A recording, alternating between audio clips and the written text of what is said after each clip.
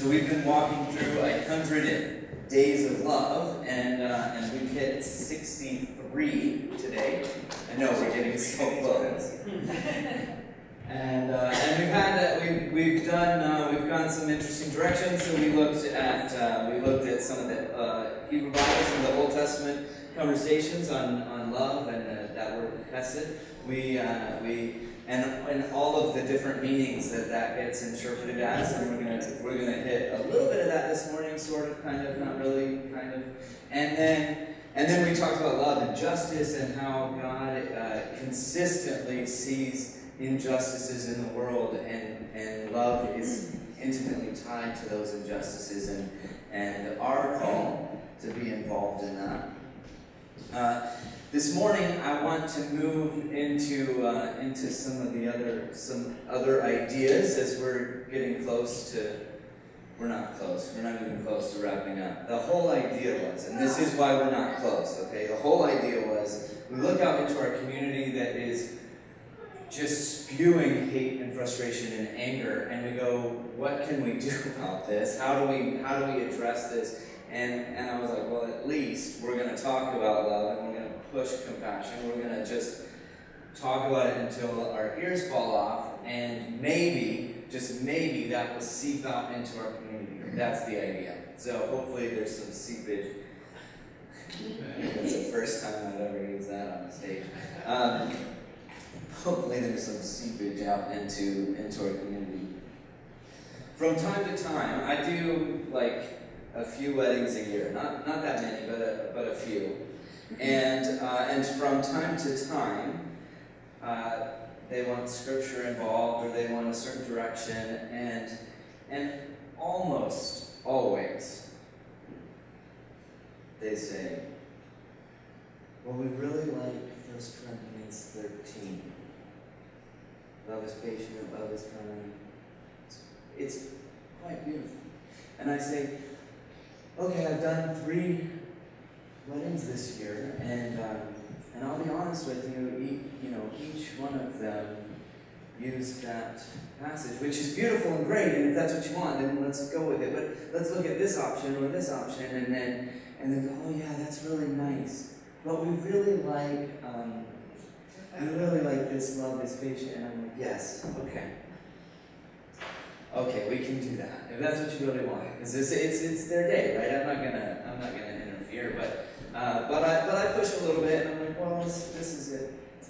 So this morning I wanted to talk about this 1 Corinthians 13 in a non-wedding context, because it is not presented in Corinthians from Paul. It's not presented in a wedding context or in a romantic kind of love context.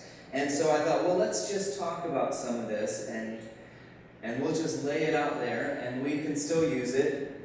And sometimes I put the context into a wedding to help give some depth to the passage. But yeah, so we'll just talk about 1 Corinthians 13 and what it's really about, because what it's really about is about community. And we talk about community a lot, and this is a pivotal passage talking about community that we get because the word love has so many. We love pizza, and we love a person, and we love a child, and we love God, and we love sunny days. Because love has all of this, we sometimes lose what this passage is really about. So we'll talk a little bit about that. The other, well, not the other, but last night we were hanging out at the Landry's, and they were going away today, and someone started talking to me about another church that they were at, and the pain that was caused through that church and through individuals. And I hear this a lot, and we talk about it quite a bit in a context of we are sometimes the voice of God. And in a church context, well, in most of our understanding, how do we experience God? Almost always, we experience God through people, through relationships, through building those relationships, through understanding, through compassion, we see God working in the face of the other. And that Matthew 25 text that we did a few weeks ago, whenever you did this, you did it for me, and that person also looks back at the other and sees Jesus in the face of you, right? And so we think about this, and we think about the way community works and the way that we experience God. And when it breaks down, we get really, really hurt. When it breaks down, and if we've not thought through the whole process, so often someone will leave church and never go back. Because where they thought they were experiencing God, and where they put the voice of God into another individual, and that individual hurt them, it's very painful, and often attributed to God. And this person was telling me a story just like this. Oh, I was at this church, and this is what happened, and I was just putting my trust in people. And I said, the hard part of that is that we have to put our trust in those people because that's how we're experiencing God so often. And the flip side of that is that we get to show God's love through our relationships with other people. But then when you get hurt and you attribute it to God and not the individual, you get mad at God. You get angry with faith. You get angry with church and religion and everything that's broken, which so often it is broken, and that's okay. We can own that. And you run as fast as you can away from everything with the name God on it, in it, about it. This person wasn't in that space, but so often we as a church community are this source of refuge. This place of refuge, of sanctuary. So let's talk about chapter 13 of 1 Corinthians.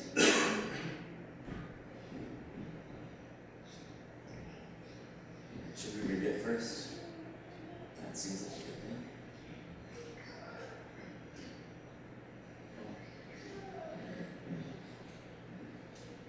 63.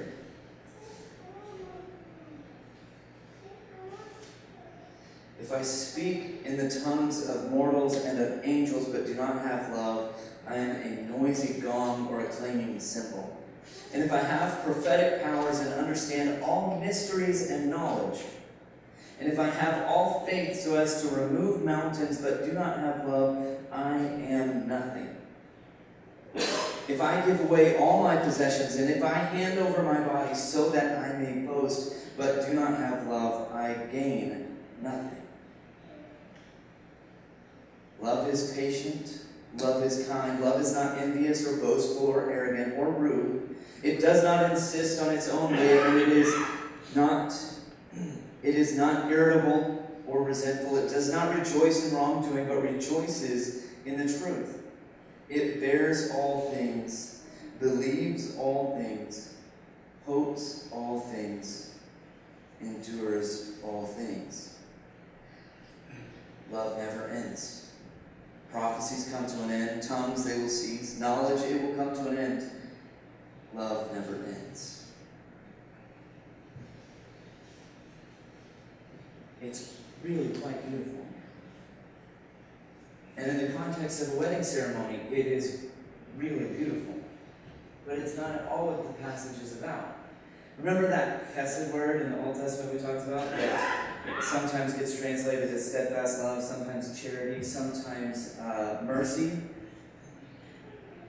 This word is agape in the Greek. And it often gets confused sometimes into different words because it is talking about a love that is much stronger and deeper and fuller than what we talk about when we talk about a romantic love. It is a love that looks past the self. So if we back up a few paragraphs, okay, quite a few paragraphs. How far back do we need to go?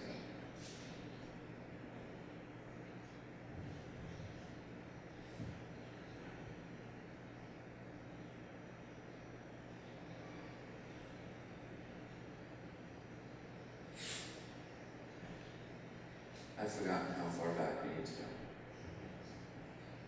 go. Okay. We're going as far back as chapter 11, verse 17. The reality is we could look all the way through Corinthians, because Paul is writing to a church that is struggling. It's internal conflict. John writes at one point, I give you this new command, love one another. And then follows that with, because people are going to see how you love, how you share that love. And they're going to know God through how you share that love with each other. So Paul is looking at a community that is struggling, that is confused about what they're supposed to be, who they're supposed to be to one another, and quite frankly, it's turned into a religion, if we can use these terms, sort of like a religious thing and not a communal gathering kind of thing. And he writes in 11:17, now in the following instructions, I do not commend you. That's encouraging. I do not commend you, because when you come together, it is not for better, but for worse. To begin with, when you come together as a church, I hear that there are divisions among you, and to some extent I believe it. Indeed, there have to be factions among you, for only so will it become clear who among you are genuine. When you come together, it is not really to eat the Lord's Supper. When the time comes to eat, each of you goes ahead with your own supper, and one goes hungry, and another becomes drunk. What? Do you not have homes to eat and drink in? Or do you show contempt for the church of God and humiliate those who have nothing? Should I commend you? He's looking at a community that is struggling to understand what it means to show God's love to one another. He's looking at a community that is struggling with fighting over stuff and things and ideas instead of focusing on love. Instead of focusing on what it means to be community. And so when he gets to chapter 13, he's not writing in chapters, but when he gets to those texts, and he begins this idea on, if I speak in tongues, but do not have love, I'm just a clanging cymbal. The statement is, some of you think you are better than others because of this spiritual gift or that spiritual gift. Some of you think that you have got it all figured out because you have the wisdom and the knowledge and this person doesn't.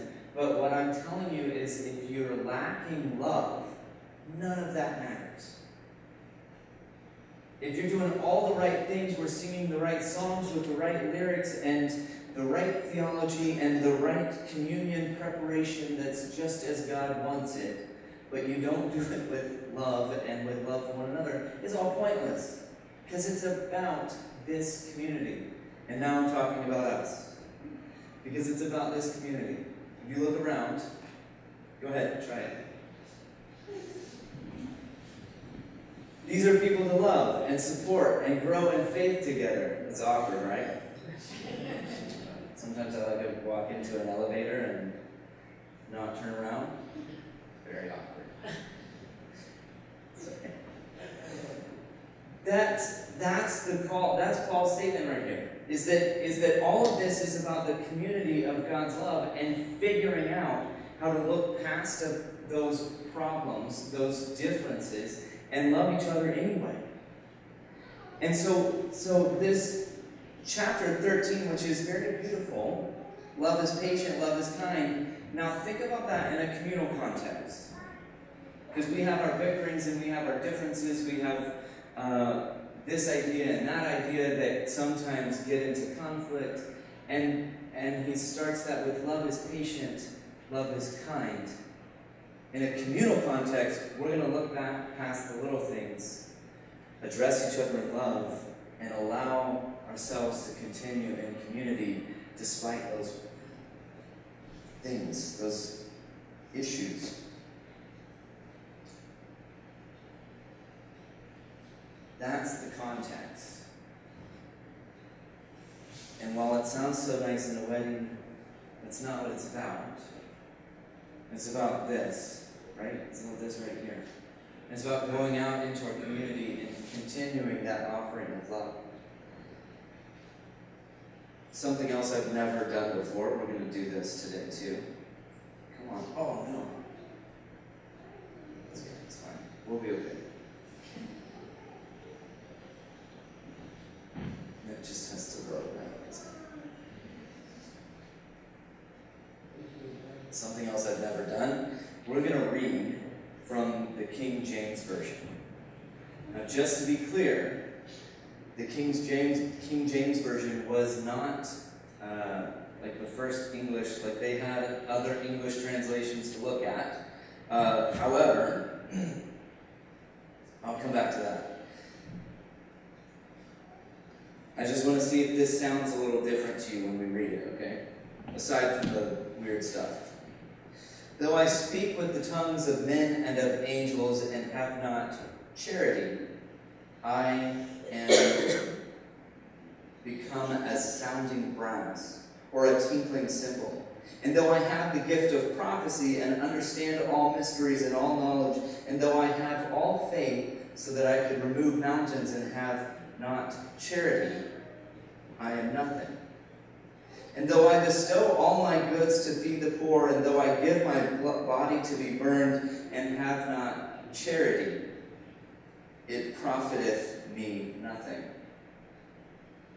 Charity suffereth long, and is kind. Charity envieth not. Charity vaunteth not itself, is not puffed up, doth not behave itself unseemly, seeketh not her own, is not easily provoked, thinketh no evil, rejoice not in iniquity, but rejoice in the truth. Beareth all things, believeth all things, hopeth all things, endureth all things. That would sound different at a wedding. The point, and they had an English translation with love as that primary translation, and chose charity because they felt like love didn't address what it needed to address. You see, we get caught up in what that word means in our current culture and society. But it's much deeper, much bigger, something grander than what we have done with it. So when that person tells me I was putting too much in people, I say, yeah, but we have to put this faith in people. Because we experience God through people. And we have to remember that God has called us to be that love and that face of Jesus for people. Because this is how we do community. This is how we do God's love. This is how we do charity in our communal context, in our world, in our culture. This is what this is calling us to be. I think back a long time, this was like my go-to passage because it seemed to indicate something deeper in a relationship. Paul writes in Romans, he writes, I long to see you so that I may impart to you. Not so that I may impart to you some spiritual gift, but so that we may be mutually encouraged by one another. And so often I think I'm going to go and do charity to someone, at someone, and miss that concept of mutual giving and receiving that happens in the moment of love and charity and relationship. And Paul just nails it saying, look, it's not for me to give to you, but it's for us to do this relationship together. It's for you to do these relationships together, to support one another in faith, in life, in family. This is the call that God has placed on us. And this is the context of chapter 13. Love never ends. But as for prophecies, they will come to an end. As for tongues, they will cease. As for knowledge, it will come to an end. For we know only in part, and we prophesy only in part. But when the complete comes, the partial will come to an end.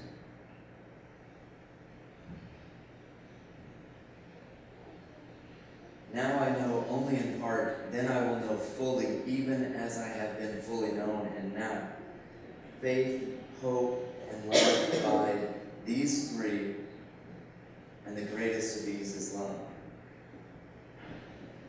This is the message saying we have three things to do to lead us toward that completeness. Trust steadily, hope unswervingly, love extravagantly, and the best, the greatest, is love. And how does the King James read?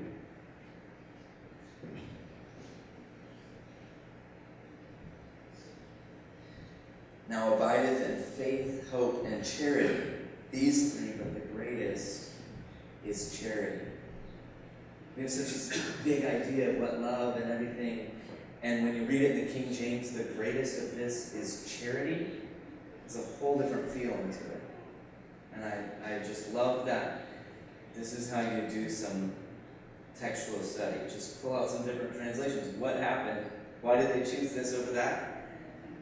Because it didn't do enough that context of romantic love or pizza love, or didn't do enough. So it had to be something different, something bigger, something that demanded a mutual giving to one another that creates relationship and does community.